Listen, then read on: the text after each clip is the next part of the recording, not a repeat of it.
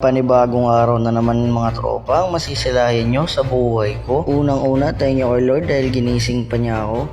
Tanghali na rin nga pala ako nagising dyan mga tropa ko. At tingnan nyo naman, tinatamad pa ako dyang bumangon. Pero tumayo na rin nga ako dyan kasi may pasok pa ako. Isang subject na nga lang kami ngayong araw tapos tatama rin pa. At lumabas na nga rin ako dito para maligo, pero bago ako naligo, nagmasid-masid muna ako dito sa labas ng bahay ni kuya. Pinag-iisipan ko talaga dyan kasi kung paano umihi yung manok. Joke lang, ang pinag-iisipan ko talaga dyan ay kung kailan ka babalik sa akin. Ay grabe naman yun. Maya-maya ngay pumasok na ako dito sa mahiwagang CR na saksi ang lahat. Maliligo na nga ako dyan kasi anong oras na rin kasi. Baka questions yan. Hindi nga pala ako ngayon inabot ng 3 oras maligo at tapos na rin nga ako dyan. Tsaka nga pala pagpasensyahan nyo rin kung medyo malabo pa yung video ko. Naniniwala kasi ako sa unti-unting pag-angat. Wala naman kasi talagang magaling na hindi nagsimula sa pagiging mahina. Kaya masasabi ko lang, trust the process lang mga tropa ko. Maniwala ka lang sa sarili mo at kakayanin mo rin lahat. Nagbihis na nga rin pala ako dyan para makakain na rin ako. Konting pakit lang ako sa camera pero hindi naman talaga ako cute. Paglabas ko nga pala ng kwarto ko dyan ay nakita ko yung isa kong tropa, naka-boardmate ko lang din. Hindi mo ba alam na vlogger na ako? Lolo ka. Hindi niya alam na vlogger na pala ako kaya ang ginawa ko, nagbukas na ako dito ng mga ulam ng mga kasama ko. Mas masarap kasi luto nila kaya siguro manghihingi na lang muna ako. Mabait naman to sila lalo na pag may camera. Pati nga tong takore tinignan ko kung may ulam. Maya-maya ngay naglamon na rin ako dyan para makaalis na rin ako. Kasi gaya nga ng sinabi ko, hindi pa ako nalilate sa buong buhay ko. At habang kumakain nga ako dyan, nandito nga yung mga tropa ko, mag-hi daw sila sa vlog. Tuwang-tuwa nga sila dyan kasi nakita na daw nila idol nila.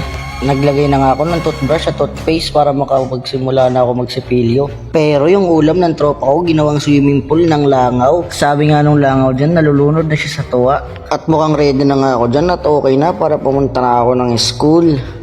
Baka course reads yan. Medyo ginaganahan niya pala ako pumasok ngayon kasi isang subject lang kami kapag Friday. Napakaganda talaga ng bungad ng sikat ng araw ngayong umaga mga guys. Pero wala nang mas gaganda pa sa'yo. Ay, grabe naman yun. Mamadali na nga ako pumasok dyan kasi nararamdaman ko na yung una kong late sa buong buhay ko.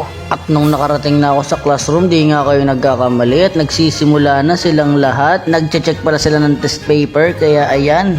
Nakikita nyo ba yan? Walang sagot, akin yan. Ikaw lang kasi ang sagot sa lahat ng mga katanungan ko.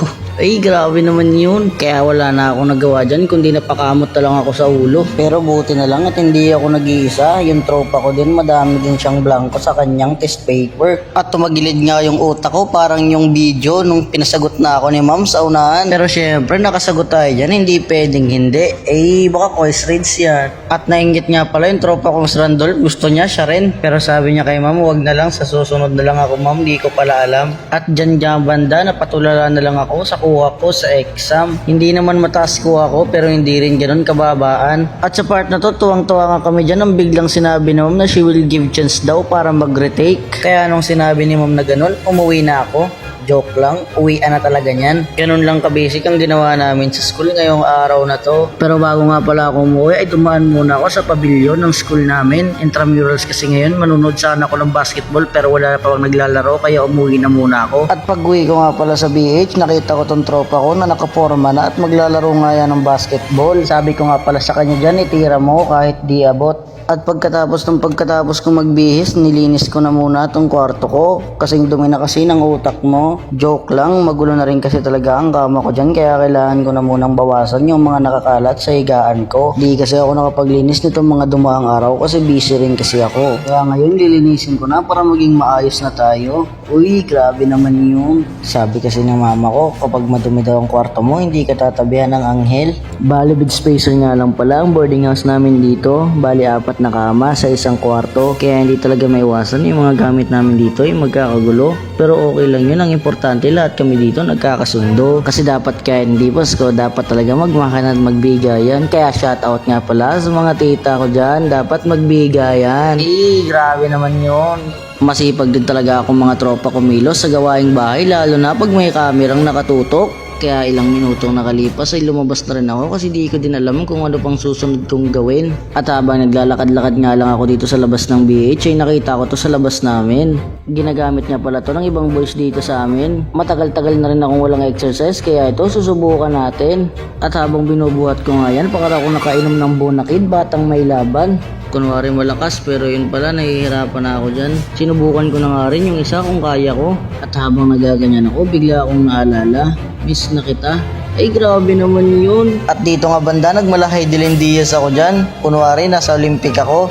Milo, baka naman. Hindi naman talaga masamang mangarap, magkupal ka lang araw-araw. Pagkatapos ko nga magbuhat dyan, 90% pagod, 10% na buhat. At dito tamang papogi na lang ako dyan kasi magpapaalam na ako sa inyo. Yun na lang muna sa ngayon, bye-bye.